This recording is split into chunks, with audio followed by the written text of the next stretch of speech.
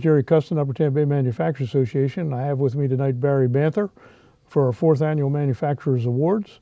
And Barry is going to be our guest speaker, and he has a great background. And Barry, thank you for being with us tonight. And I know you have a very, very busy schedule. I appreciate you being there. Jerry, it's my honor. I've looked forward to this. Thank you very much for the privilege. Barry, I did some research on you, and you have quite a resume out there with education and business and government. Entrepreneur, you're one of the 60 certified management consultants and certified speakers on the globe. How do you see your career, and what's been the most satisfying aspect of that to date? Well, Jerry, thank you. And that's a great question. And I actually, in my last book, wrote about that, A Leader's Gift, How to Earn the Right to be Followed. I had the privilege of becoming a manager of a nationwide organization in my early 20s.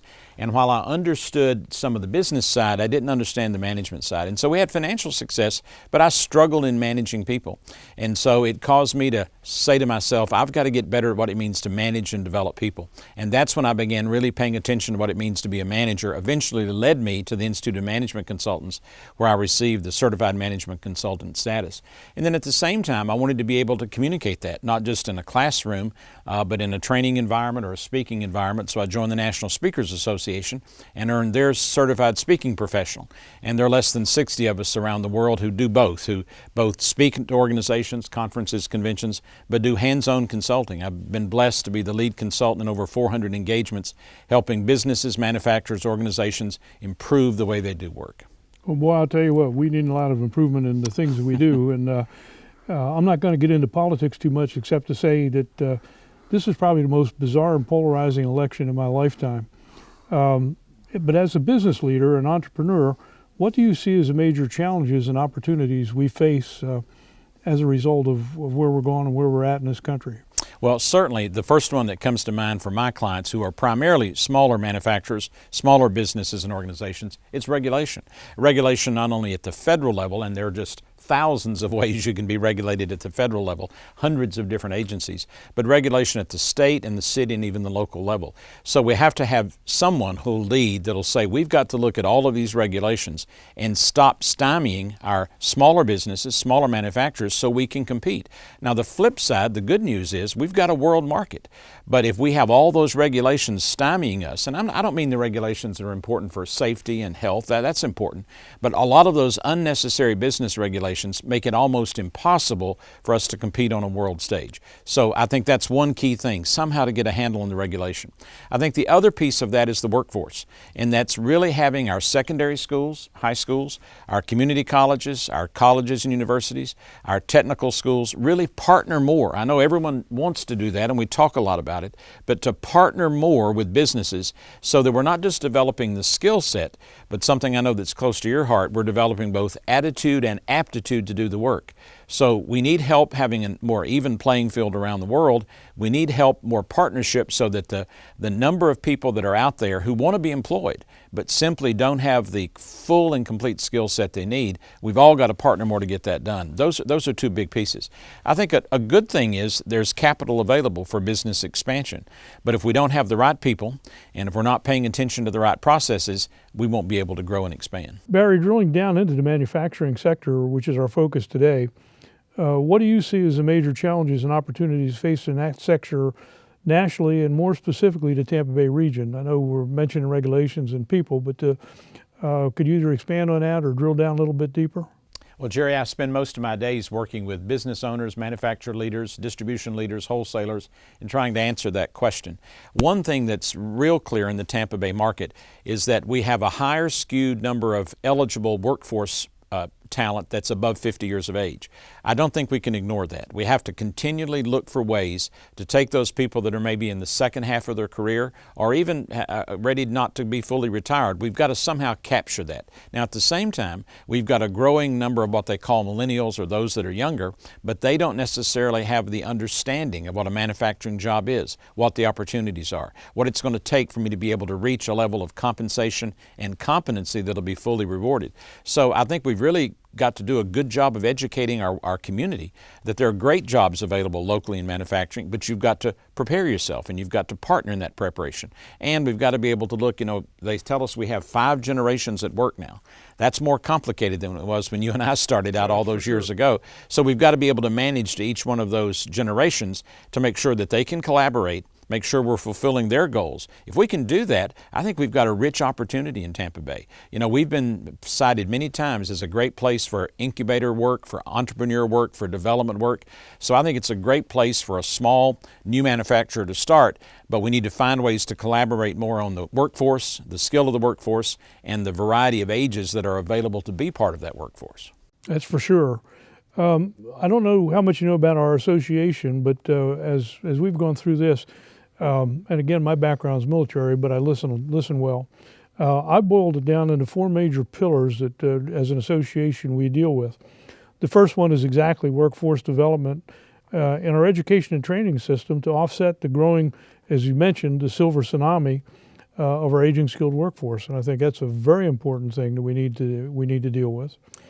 The second aspect of that is I think it's important as we expand to develop new products and services as technology advances and open new markets, especially foreign markets, to expand our production here in the Tampa Bay. We have great Port of Tampa Bay as well as a great airport. I think that's another thing that's very important to us to do. The third thing I have is because, as you mentioned, we have a lot of small manufacturers, and some of those individuals are graying also. And they're trying to be the CEO, the CFO, the COO, the IT guy. They can't do it all. So we need to consistently improve our business practices to maximize the productivity, the profit, and grow for both employment as well as the wage base. And the fourth thing that we do is, and you've mentioned that a little bit too, is we have to make those manufacturers more aware of the grants and incentives that are out there from the federal down through the state, the county, and sometimes the city governments that can reduce their risk and attract them into making some of these other changes they need to make. How do you see those 4 pillars? Do you think they're important, and how would you rank that process?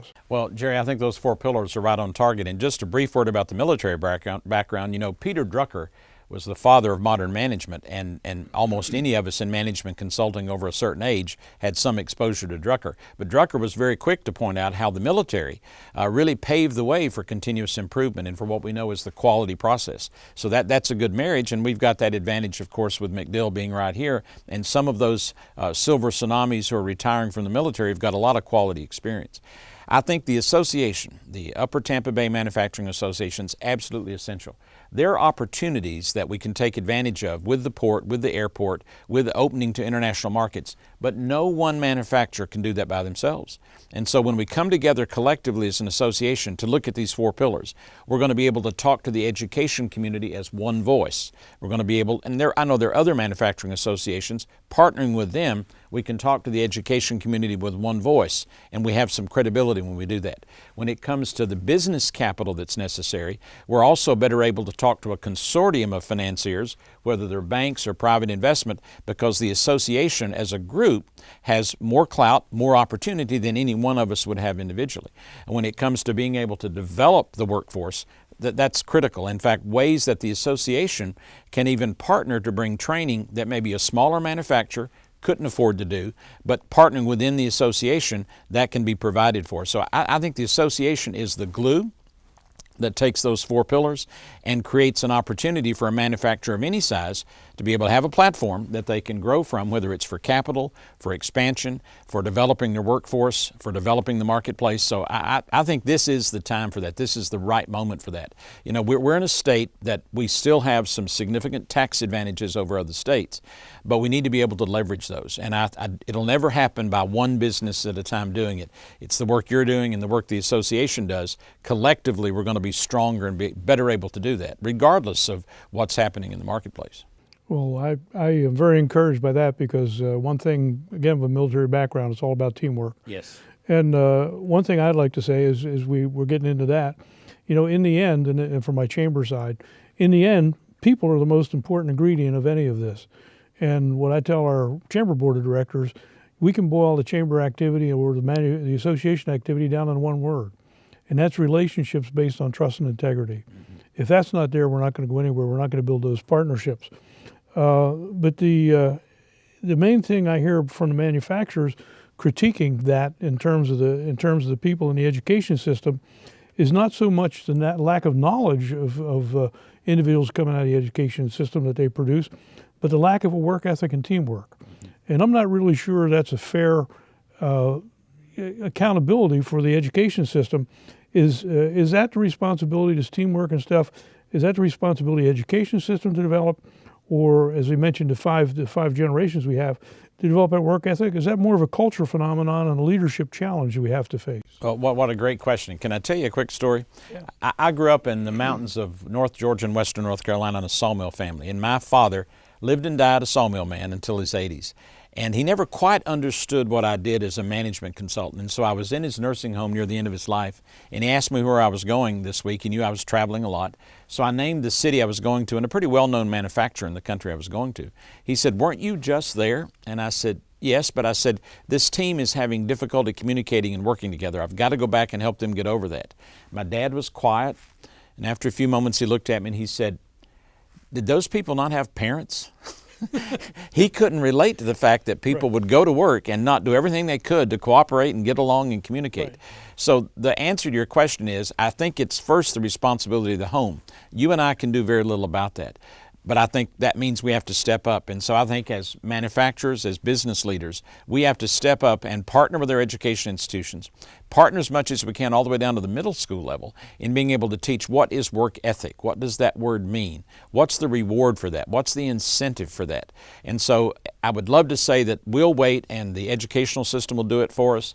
Parents will get back to doing more of it, but I think the business community has to step up and lead in that. And it means that the association could look at ways, how can we get out into the middle schools, give middle school students, 6th, 7th, and 8th graders, exposure to the work environment, exposure to what it means to work a full 8 hours a day, expose them to teamwork and how important teamwork is in business and some of the things that they can do in school that equips them to be part of a team. So it's very important. It's the only way we're going to be able to compete. You and I both know that because so in order to compete, that's got to be a priority for us. And I think the business community and specifically the manufacturers and the association have an opportunity, and I know you're already doing a lot of it. Take the lead in that because that's where we're going to develop that workforce that ultimately are essential. You know, the most important, valuable inventory we have in any business gets in a car and goes home every night. Yep, got to redo that.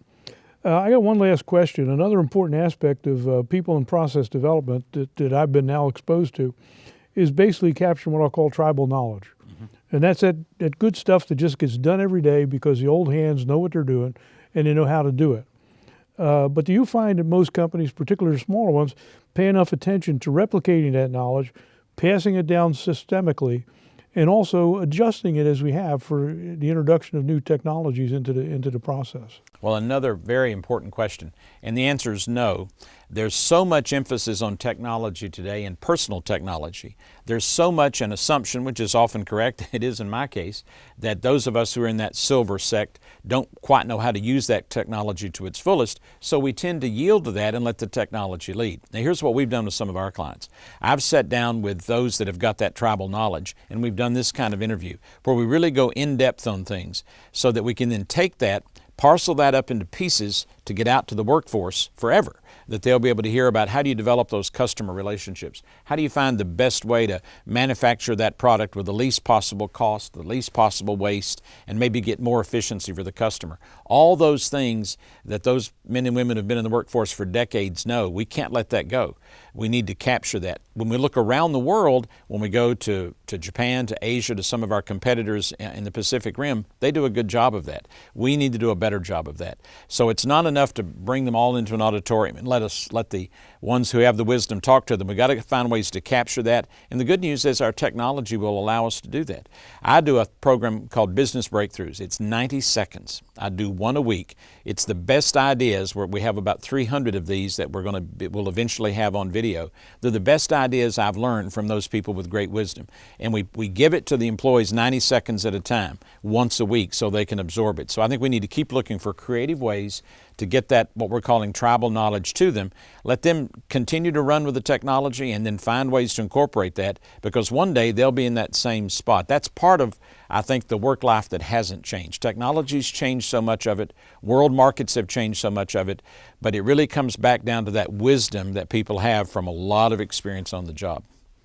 Great answer. And we're hitting it off really well, and I'm really glad to have you as speaker. Thank you. We got an audience waiting for us, and that audience consists of It consists of our legislators, it consists of economic developers, workforce developers, business leaders, and the manufacturers. So let's go out there and get Let's them do it. charged up. And, Let's do it. And Barry, I really appreciate you again coming and taking time out of your busy schedule. Thank you, Jerry. My pleasure. Thank you. Thank you, Barry.